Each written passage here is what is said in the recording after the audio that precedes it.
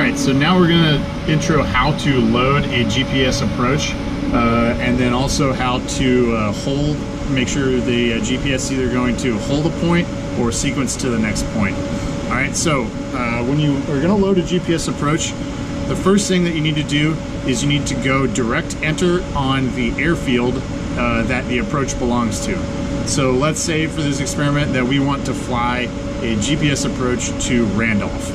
Alright, so we know KR&D is already in our flight plan, so we'll pull out the right knob and then we're going to scroll to KR&D right there. Alright, so now you go direct, alright, but instead of going enter, because all that would do would just proceed us direct to Randolph, instead we're going to push back in the right enter knob and then we're going to scroll to the Airport 8 page. Alright, so over here we're in APT1, that's the airport pages, and we are going to scroll to the Airport 8 page now using the right inner knob. Alright, so you go to the right, you can just see it's Airport 1 through 4, 5, 6, 7, 8. Okay, now this page shows KR&D instrument approach procedures. So we got the RNAV for 1-5 left and right, and then the RNAV for 3-3 left and right. So let's say we want to load up the RNAV for 1-5 right. So we're going to cursor on the right side, and now we can scroll with the outer knob to whichever approach we want to do. But we'll pick 1-5 right for this one. And then you hit enter. And what it's going to do is it's going to show you, here's all the different points that are in the approach. And then it says, hey, do you want to load this in the flight plan? And then I say yes, and now it moves the points over here to the left side in our flight plan. So if you look on the left side, we can go cursor over here and we can scroll through our entire flight plan and just look at it. So it starts off with R&D and then falls into auger and all these other points. And then down here, this is where our approach exists. So it's saying, hey, do you want to change the approach? No, but it's the runway 15 right at KR&D. So you look in here and you'll see that all the points in the GPS, sorry, all the points are in there for the approach. So you'll notice some of these points have a -I, -F, -M. Those are the important points in the approach, and it denotes whether it's an initial approach fix, which is -I, a final approach fix, which is -F, or the missed approach point, which is -M. All right.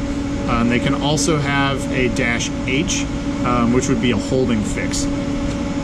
So now the approach is in our flight plan, and just like we said earlier, what we need to do is check RAIN. So we load the approach, we've gone direct enter, and we'll just say we want to go direct enter on HETAL. Alright, so we're direct enter on that. Alright, and now the next step in our LD-RODS check would be RAIN. So we're going to scroll over to the stat pages and go to stat 5. And if we were moving, it would show an ETA as well as the little RAIN bricks right there. Okay, so now you can see at the bottom here we have a message flashing. All right, the message is basically going to tell us if we go down here to click the message button, it's going to say press Alt to set baro. And what that's telling you is it's just a reminder to hit the altimeter button. And if the altimeter is different from what you already have set at the field that you're going to, then you need to put in the new altimeter setting right there. All right, but since we're going to Randolph and we already put in 2992, then we're good to go on that.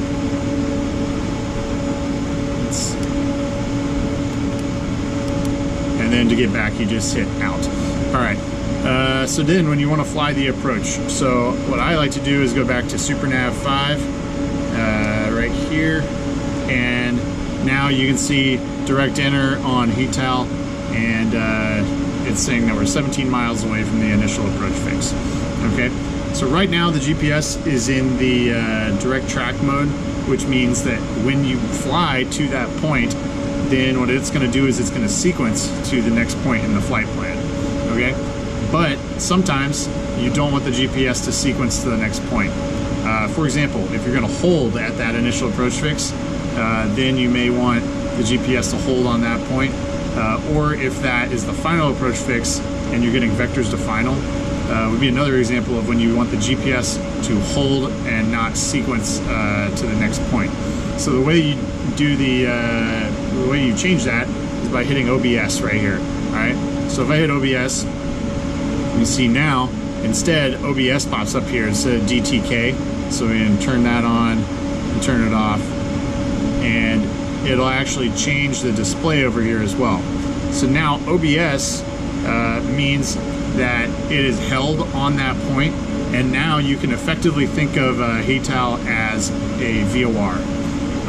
So the GPS has held onto it, and then you can twist in a radial or course off of that point, which I can do right here, and you can see the you'll be able to see the screen moving. If I twist this, it's going to change the angle of that line on the screen based on what I twist a course in off of that point. All right. So if you need to hold, you're going to OBS the point, and then you're going to twist in whatever the appropriate course is in order to be able to make your turn in the holding pattern. And then as you're passing the point again, and then you want it to sequence, before you arrive at that point, preferably 2 miles out, you have to hit OBS again to turn OBS off, and then the GPS will hit HATAL and then sequence normally to whatever the next point is. All right. If you want to load up a SID or a star, that's going to be very similar to loading a GPS approach. So SIDs and stars live in the airport pages as well, just like the GPS approaches do. So if we wanted to load up, well, let's load up a SID or a star for KR&D. So we go direct to Randolph and then push in the inner knob, and now we'll go. So the Airport 8 pages have the GPS approaches. You scroll to Airport 7, that's the stars, all right? And then Airport 6, there are none in there right now. It's either because there's no SIDs for Randolph or because the GPS database isn't updated. But we will we'll just load up a star because it's the same as loading a SID. So right here, you'll cursor on the right side, use the outer knob, and you can scroll through all these different stars. And then if you want to use one, then you'll hit enter. And then this shows the transitions. So the transitions are basically feeders into the main routing of the star. And so based on what you planned in your pre-flight planning, you'll know which of these transitions to pick. And then you'll, we'll just say we'll pick the Corpus Christi transition of the LEMIG 1. So then you hit enter, and then it'll say load in flight plan, and then you hit enter.